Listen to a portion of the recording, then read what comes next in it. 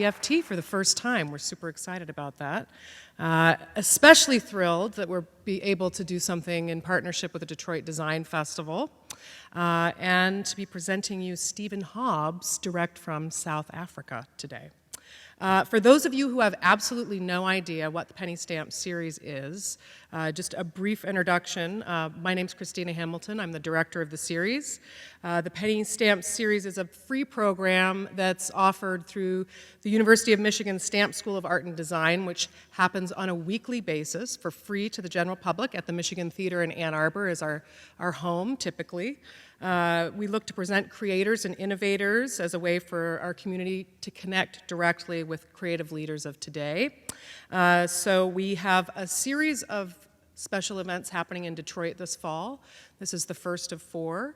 I think I had a slide for Masimba Wati, who will be here from Zimbabwe on October 2nd at the Nanamdi Gallery, will be our next Detroit edition. And this Thursday in Ann Arbor, in our regular series, we'll present Susanna Lee, also in partnership with the Design Festival, talking about biofabrication. So, and everyone, always welcome to join. There's calendars out there too, so take some for friends, family, and whatever. I also want to thank our partners for today's program. Not only we are co-presented with the Detroit Design Festival, we have additional support from the Museum of Contemporary Art Detroit, just down the road, and Salt and Cedar Letterpress. This event is, part of this week of events that the Design Festival is doing, and I just wanted to also say Stephen Hobbs, who's here today. He will also be part of the Thursday evening Eastern Market After Dark activities at the Salt and Cedar Press, and we'll be running a production of a new print specifically about Detroit and Johannesburg. So if you're going to Eastern Market After Dark activities, stop by the Salt and Cedar Letterpress. We will have a Q&A at the end. I believe we'll have mics somewhere at some point for that, or someone will have a microphone for you. Perhaps more instructions later. And now for a proper introduction of our guest today, please welcome Interim Executive Director from the Detroit Creative Corridor Center, or the home of the Detroit Design Festival, Ellie Schneider.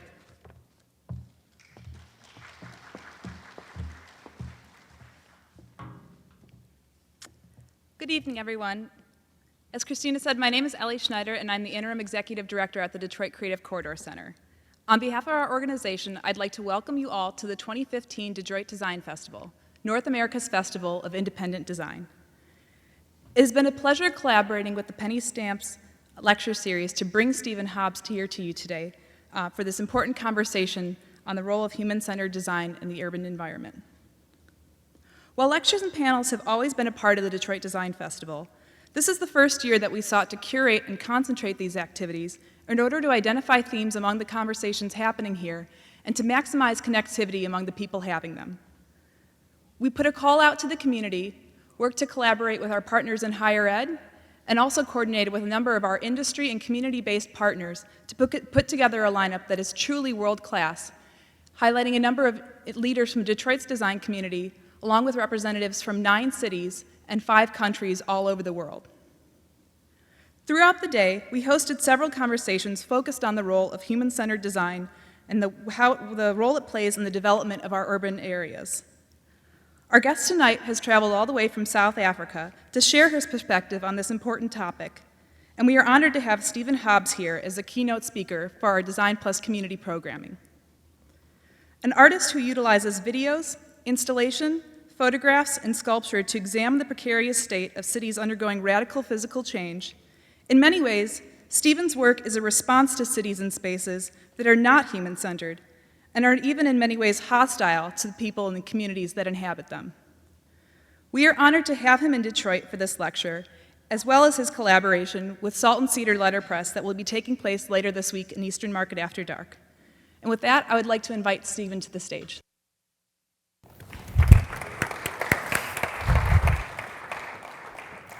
Good evening, everybody. I think we need to get our first slide up. Perfect.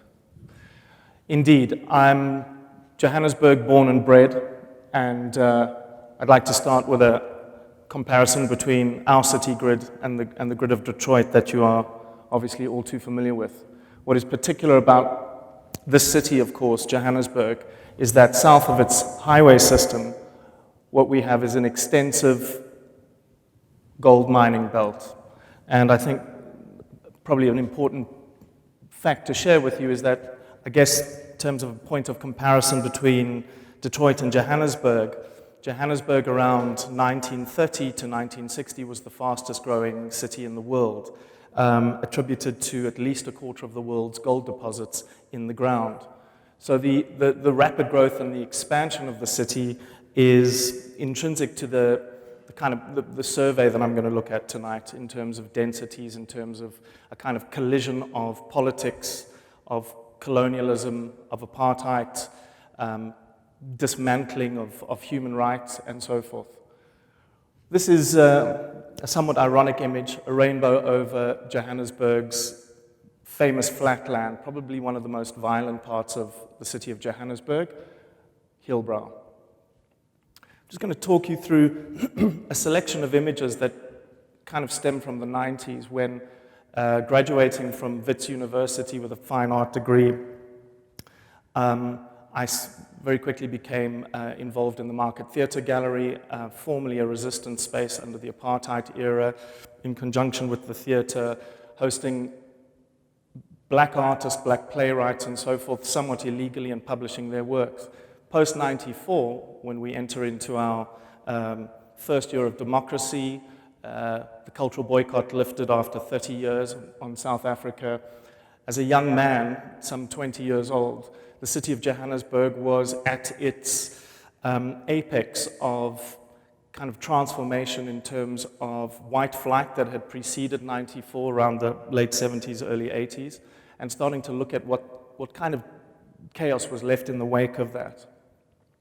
And so there are a number of signs and signifiers that I started to pick up on purely in photography, walking and driving the city, and trying to understand what these new edges and new definitions might be in terms of occupation, decentralization, urban decay, and so forth. And on one particular occasion, I was struck by this action that took place. On the corner of this intersection is a butchery, and it astonished me that the man responsible for getting rid of the waste was quite happy to do so in an available gutter in the street. Of course, part and parcel of the urban decay phenomenon, I suppose, when one is surveying or analyzing cities and the spaces left between or created by a particular moment of excessive growth and then a kind of really rapid decline, is the spaces between. I'm cheating a little bit here because this is an unfinished highway system in Cape Town.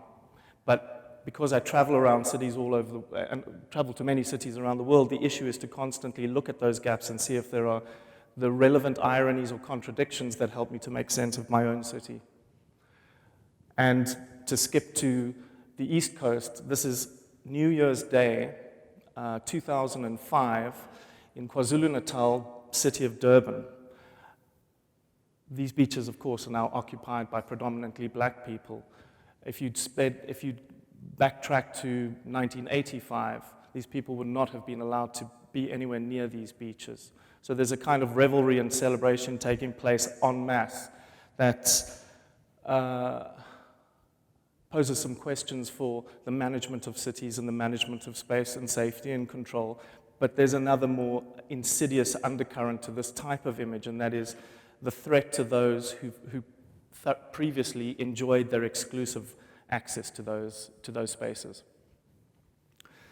Little by little, as I'm moving through the city of Joburg in particular, which in terms of its formal configuration, it's a typical city grid, a 60 by 60 meter format, if you will, not unlike New York City in that the rigidity of the grid and that the grid itself is responsible for the rise in the skyscraper, a vertical city.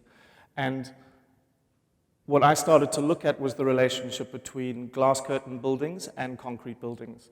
And of course, there's a very beautiful play between the two types of material, but what's of particular significance for me is how, as one drives past or starts to read the surface of the reflection as it ripples and moves, there's a kind of mimesis, a kind of camouflage, a kind of disruption, of course. And this leads to a unique commission that came about through a competition where artists were invited to submit ideas for a billboard project in 2001. And this particular image of mine was realized on the corner of Rissik and Fox Street.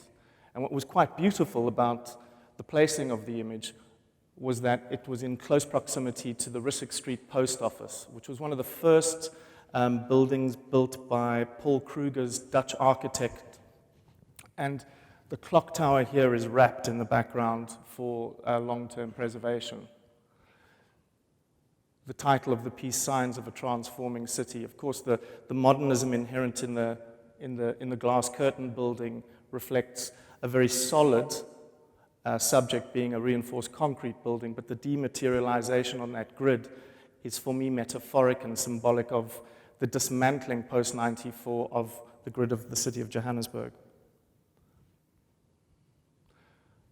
And what happens over time is the benefit of that display of my work is replaced by new possibilities for the use of that space.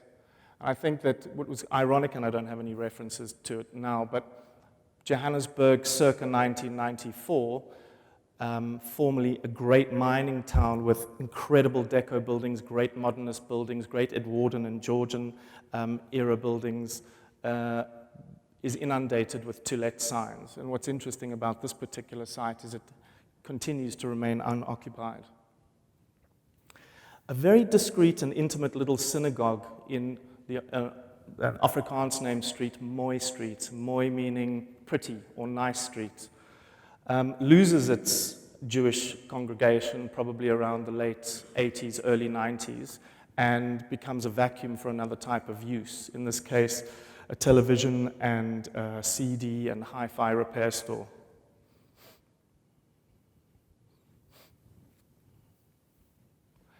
So I want to turn to a very specific example of a kind of cannibalism that is intrinsic to the city of Johannesburg in its kind of voracious reconfiguring of itself, and all of which I think is constantly underpinned by an unstable social and economic ratio between the haves and the have-nots. And this is 1930s, give or take. This is the Orlando West Power Station. Orlando West is a suburb of the southwestern township, the famous Soweto township.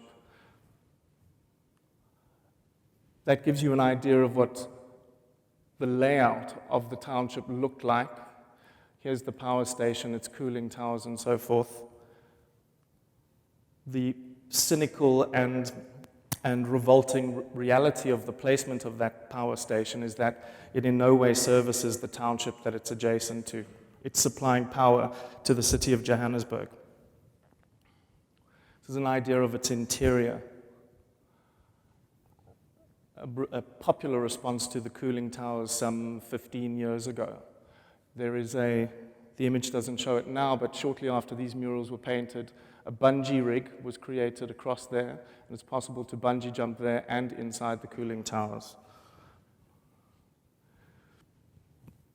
Rear view of the building, some interiors, many years on, and of course all of the turbines and the cooling systems gone now. What's of course particularly valuable about the building is it's a kind of typical industrial engine of the kind of industrial era of architecture and design, but within a short space of time, that particular aesthetic value has lost its meaning completely to the local residents, and very soon it collapses on itself. And the main reason being that mild steel and structural steel that sits inside that building is so valuable to the poor community surrounding it that it was literally hacked at year upon year upon year, to the extent that the principal structural steel at 4 o'clock on, I think it was February of last year, gave way, and 16 people were killed in the collapse. And the commission to come and analyze this building and do a heritage audit of it so that one could at least digitally give some sense of its history and moment till the point of collapse was a critical thing to do, given the fact that there was an elaborate mixed-use development scheme for it based on cultural processes leading its regeneration, and in time, a mixed residential program and so forth. And now, we have something that looks very familiar to what I've kind of seen driving around the city in the last 24 hours. This is post-cleanup, and the site will sit like this indefinitely until there's political will to mobilize it with the right capital and the right business deals. Okay, back to Hillbrow. This image taken around the time of the World Cup football competition in South Africa in 2010. So these are the flatlands of Hillbrow. And what's distinct and important about this is, apart from the fact that it was a moment of residential high-rise development from around the 40s up to the 60s that made, for white people exclusively, a really hip and modern living alternative to the suburbs. Later, as we start to see white flight from the city, i.e. big corporations moving from the city center and establishing themselves in new business districts in a much more suburban condition, coupled with the Group Areas Act being much more difficult to physically measure and monitor in this area. Group Areas Act meaning that all the races of South Africa, blacks, coloreds, Indians, and whites, were zoned to specific neighborhoods and specific homelands and so forth. And what the Group Areas Act certainly disallowed was for any people of color to take up residence in these apartment blocks. However, given the grid-like vertical nature and Warren-like nature of this environment, it's a space that's easy to occupy and hide within. And what you start to have over time is a rapid decline within the area because the primary inhabitants, certainly post-94, are primarily the urban poor. We're not even talking about working class or lower middle class, really just basically poor people being able to kind of steal space and in part slum up the area.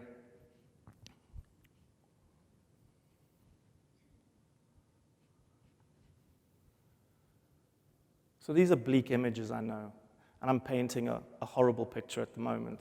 And that picture is important to imbibe, I suppose, in preparation for this trip.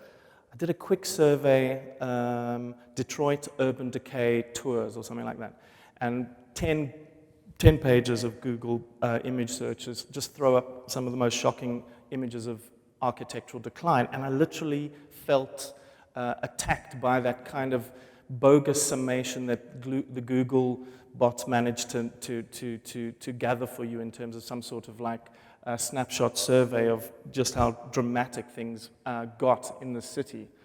And I think that, I certainly know that some of our clients that we work for in Johannesburg don't support this kind of imagery because there's so much good work going on. And I'll get to that a little bit later. So it's not an intentional poverty porn exercise taking place right now. However, when one has worked in these areas, inhabited them, and spoken to the people, there's a viscera there and a textural quality that motivates and inspires you artistically to think about change. And within that kind of abject condition, there's a peculiar kind of innovation that is eked out in a situation of desperation. So in time, the wall is burnt down and makes way to another cavity that could be a home.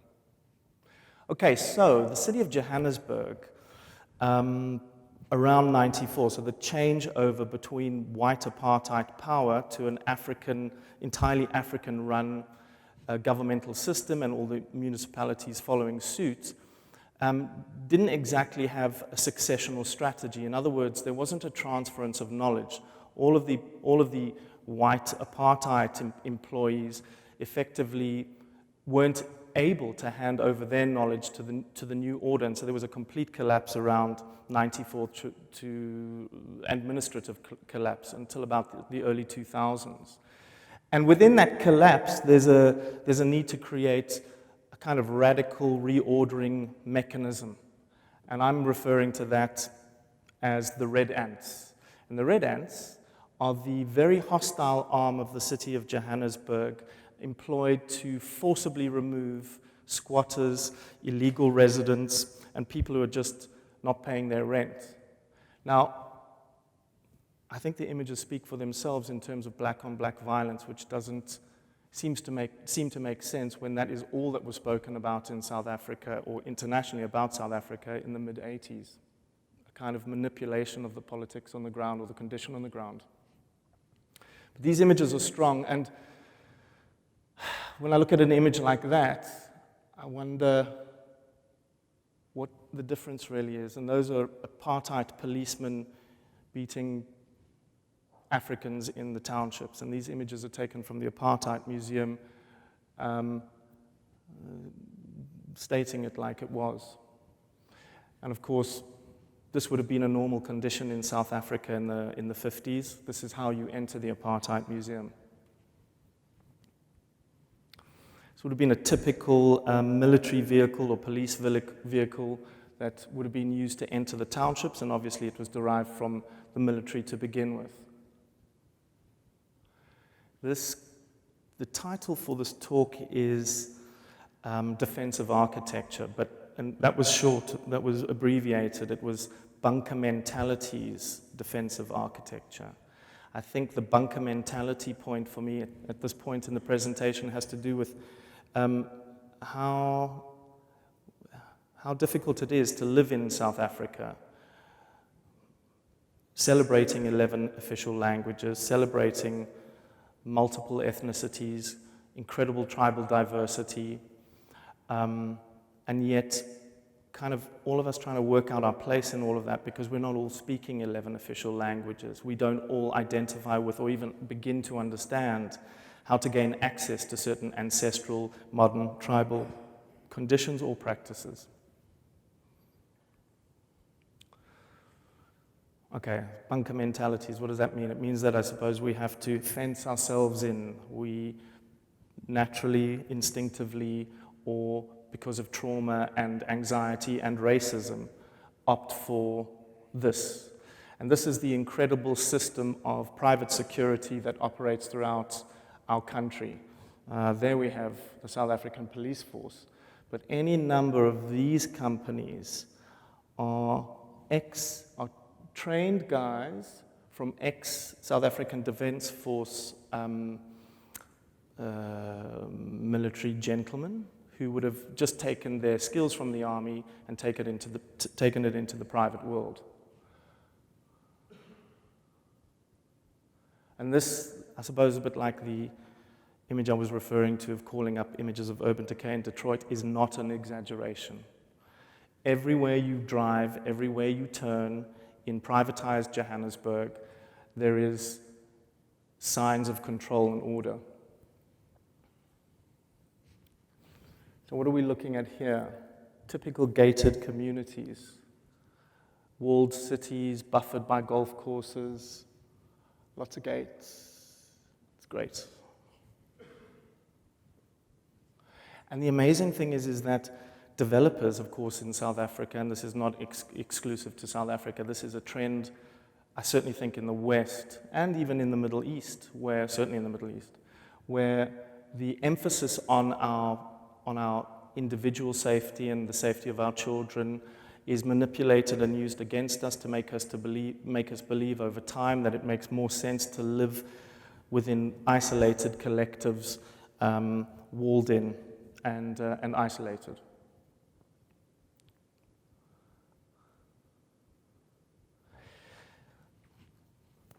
So it's a great industry. It's very profitable, and it's entirely predicated on perpetuating fear and therefore, in attendance, access to all of the systems of surveillance and false sense of security. And what we're really good at in South Africa is the rolling out of razor wire and electric fences. So what we have is a kind of astonishing recalibration of the edges of our homes and the edges of our social, private, and public space, to the extent that Fences in the 50s that would have been this high now have a second wall behind them, made out of bricks, etc., sitting this high. A reinforced concrete wall that is now sitting at 2 to 3 meters high, and then on top of that, razor wire. And just to be safe, because the neighbors have just got electric fencing, we'll add that too. Okay. So I'm married, I have 2 children, and I struggle every day with the fact that I live in the suburbs and in a beautiful green belt of Johannesburg, and I love every minute of the choices I've made that are beneficial to the family unit. But what comes with that, as opposed to, say, spending most of my time in the city of Joburg as it would have been 10 years ago. So what is particularly questionable about that is how we manage and work together as communities in order to police and in order to look after ourselves. And so we have a little WhatsApp group for the Franklin D. Roosevelt Park Extension 1 residents. And by now you would have gotten a sense of the kind of organic surveillance that is taking place, and it's starting increasingly to become much better managed as the group expands, and it's linked to a security company that we've all bought into now. And so one in an average day can get this constant stream of information about people who are at home all day long, surveilling, someone selling stuff, someone suspicious, someone not suspicious. And of course this is a double-edged sword, because it means that every outsider from that particular neighborhood is a suspect.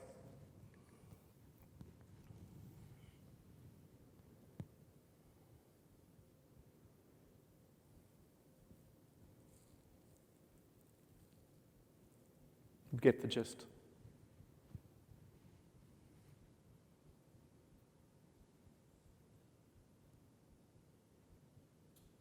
I love shining a torch into the trees, my wife and kids on the way home. I mean, it's quite an innocent remark, but it contextualized, it has some ambiguity about it.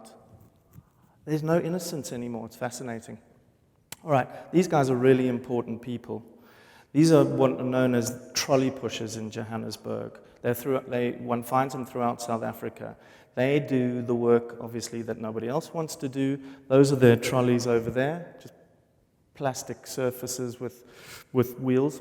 And what these guys do is fill every single day very, very large bags with paper and waste plastic, and they take them to recycling plants. You'll find them up at 4 o'clock in the morning coming from their own depots and like screaming down the city to collect stuff, schlepping it for the rest of the day, blocking the traffic, and then getting as much as $10 for a bag like that.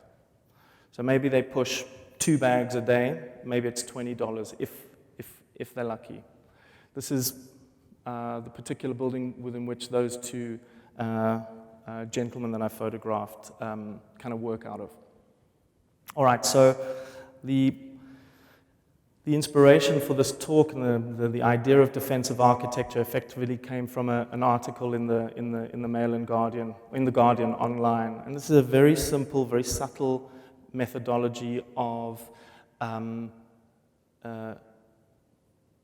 nudging out very gently but very aggressively at the same time people who are desperate and need shelter and can't find it anywhere else. So these are from other parts of the world. I mean, it's fantastic. I mean, the right to sit in public space is clearly not an option anymore. And this is just a little low-res image off the internet of those unfinished highways in Cape Town. And what astonishes me is that the planting of the rocks is so aggressive. Naturally, we can't sleep there. But if one is desperate, one's car breaks down, etc., it's not even possible to traverse this terrain for any innocent reason either. So the environment has become so hostile to our person, we almost have to prepare to navigate the city with the knowledge that there are sections of it that are hostile to anybody. Okay.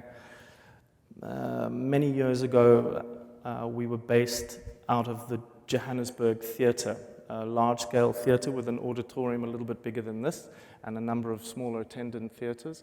And in the foyer of the theater was this model celebrating a collaboration between the theater itself and one of South Africa's most prominent paper manufacturers.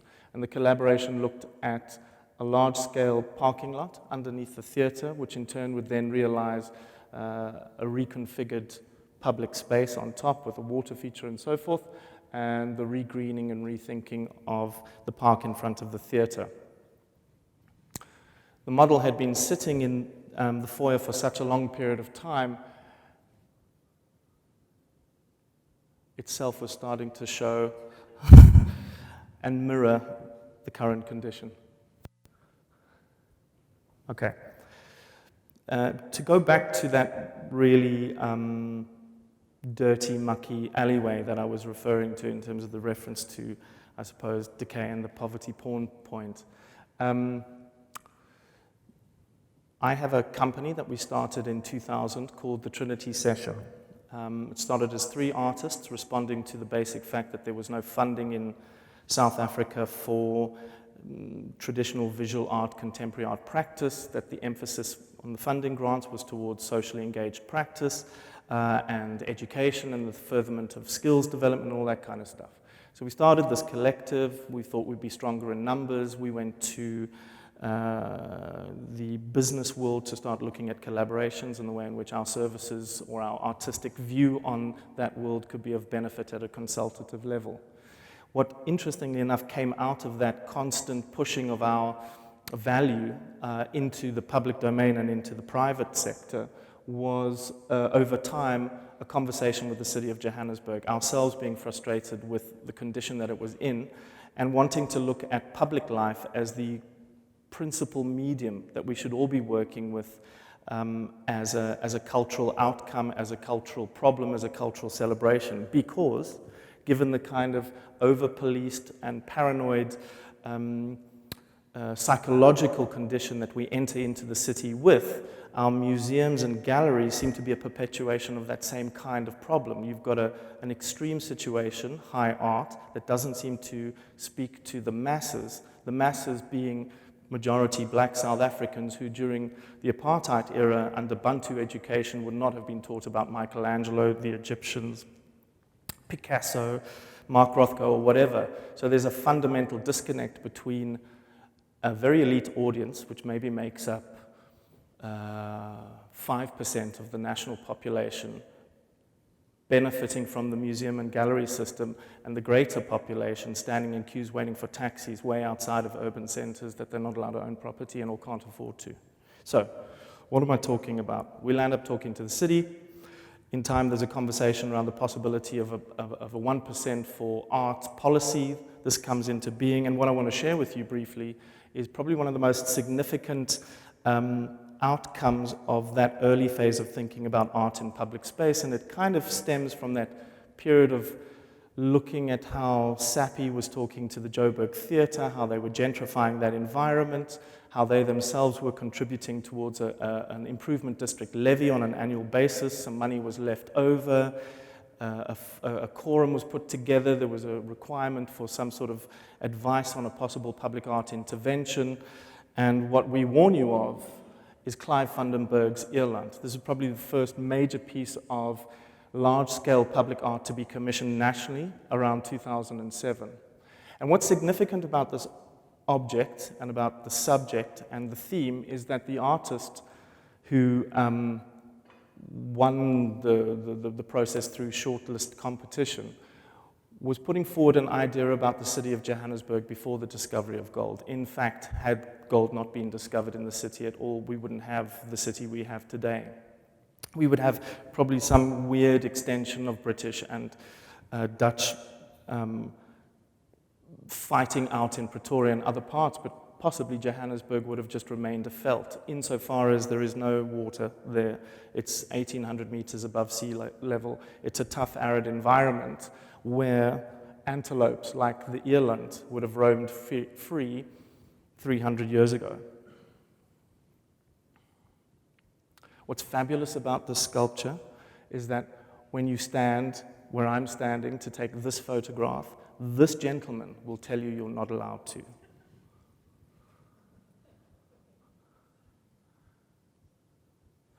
And the very beautiful model that Clive submitted for the competition. Okay, so there's the capital assets kind of approach to public art, which we see in the Ierland, where you get good bang for your buck. A reinforced concrete sculpture weighing 50 tons, heavily engineered to withstand the impact of a bus, blah, blah, blah. The big kind of statement around objects in public space that often most people don't really know how to relate to, and at best see them as urban objects. So I'm going to quickly hop over to another approach that is determined by the conditions of working in perhaps a less formalized urban environment where the townships of Johannesburg have a cultural life as vibrant and extreme as their isolation from urban centers and access to resources. So when the city of Johannesburg comes in and invests a 30 million rand urban upgrade into the area, and you have 1% of that allocated to a public art scheme, one is confronted with a question about how does this even begin to meet the needs of that community when clean water, toilets on their properties, access to electricity and consistent lighting, etc., are scarce in the extreme.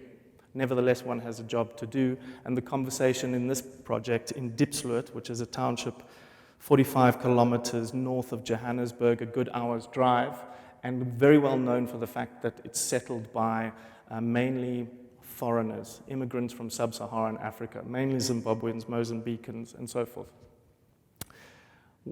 The project is made possible because the community itself has an established group of performance artists, singers, dancers, musicians, and so forth. So it becomes very possible for us to have a conversation not about an art object per se, but about a way of thinking of narrative and thematics that can mobilize the community to think about the story they want to tell about their daily lives. And through a workshopping process, what is generated are a series of stories that describe, mainly by young people, that describe what life in Diepsloot is like. And the most kind of celebrated outcome was a short poem by a young girl who talks about Diepsloot being a kind of a crazy condition within which it's almost impossible to do her homework. So she says, Diepsloot, I love you Monday through Wednesday like a butterfly, like rabbits bouncing out of the grass, etc., etc. But Diepsloot, by Thursday night, you behave like a pack of baboons. You make me cry, Diepsloot. Diepsloot, I love you, but you break my heart. And what's intrinsic to her story is that it's near impossible for a young person in the townships to find any silence, any solitude, to be able to concentrate on basic work.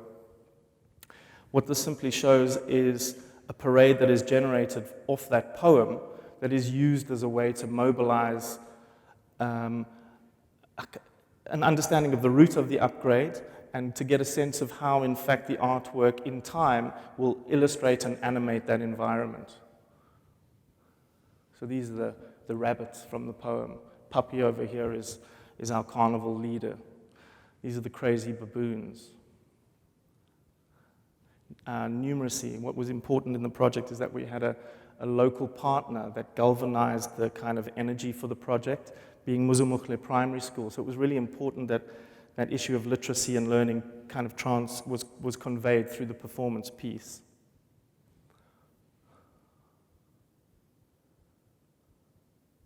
And what comes out of that is a very elaborate engineering exercise in an attempt to start to dimensionalize the poem. So this is, the frivolity of the butterfly fluttering around Monday through Wednesday, and you swing on the swing, and the wings flap. The dogs in the evening, the poem illustrated across a series of totem-like poles and almost cloud-like. And it's kind of interesting because we get kind of questioned as to the significance of this particular work when in fact there are any number of needs that are more of a priority.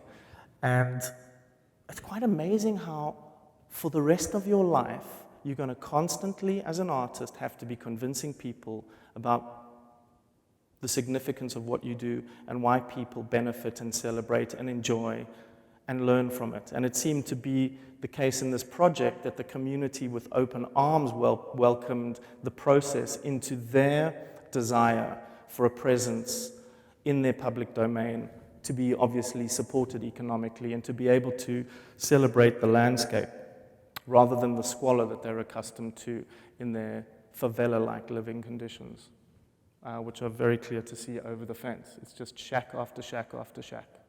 What's important about this upgrade, obviously it's a paving scheme at the end of the day and retarring of the roads, but there is a river that runs through this informal settlement down to the bottom over here, and a very robust bridge is the outcome of that upgrade, simply to get mothers and children in particular across the water safely.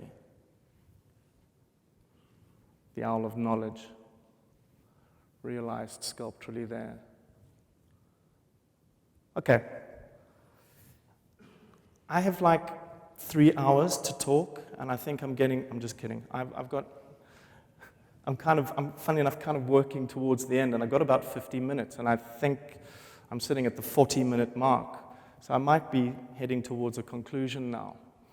I want to share with you a project I've been working on for the last 3 years that speaks to my particular opportunities in the public realm in collaboration with architects and urban designers.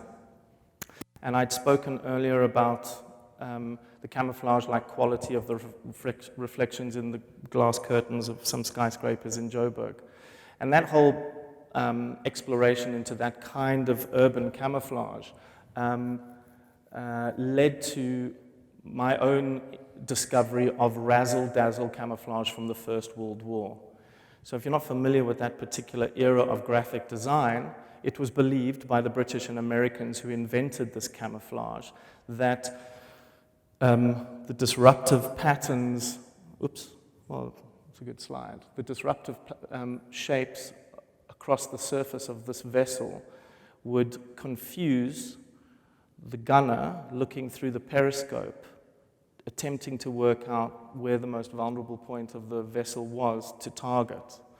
And in all the writing about razzle-dazzle camouflage, there are some arguments that suggest that not only can one not necessarily discern the right surfaces and so forth, but that the type of patterning and disruption that happens across the surface, in fact, at a distance confuses the gunner as to the direction the ship is traveling in. So this becomes kind of nice in a way. I know Johannesburg has no water, but what's important is there's a moment in war, and it's not a suspended moment, it's a constant conversation between design, artists, architects, engineers, in terms of creating deception in the battlefield.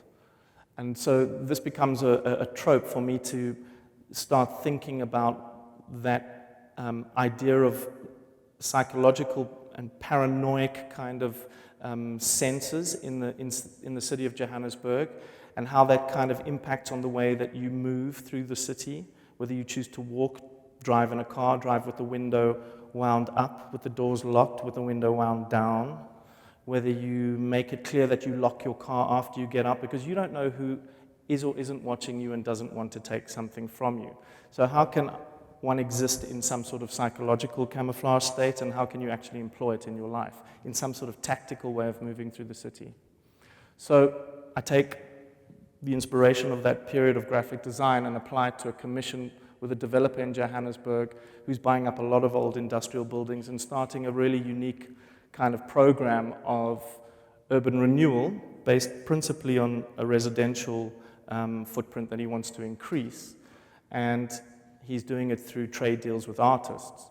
And of course, I think the mural scene here interests me. I'm not a muralist by heart, but it's fascinating to see how the city of Detroit is consistently punctuated with color. In this project, it is a very specific conceptual kind of play on the renaming of this building to the craftsmanship. This is the title given by the developer. And we're simply playing with the idea of a landlocked ship in Johannesburg. And it's a kind of excessive insertion into the city to play with the possibility of revealing and concealing disruption and reforming, and also a piece of spectacle and entertainment at the same time. And these are images that extend from starting to look at the second phase and the new builds and trying to understand how that patterning could work and so forth. And by the end of next year, there'll be this new build, and this is an attempt to understand how that image might continue across the new surfaces. And finally, I'd like to end on the following. It's interesting to note that there is a fundamental tension in central Johannesburg between its city planners and its users. The tension lies in constant efforts to reach a world-class city status in the face of urban practices operating with different intent. Hence, the formalizing forces of the world-class city agenda very often fails, from a design perspective, that is, to follow and adapt to the often extremely organic nature of practices of its local users. Our collective legacy of defensive spatial design in our cities is intrinsically linked to our ability to be open and considerate of difference and change. Thanks very much.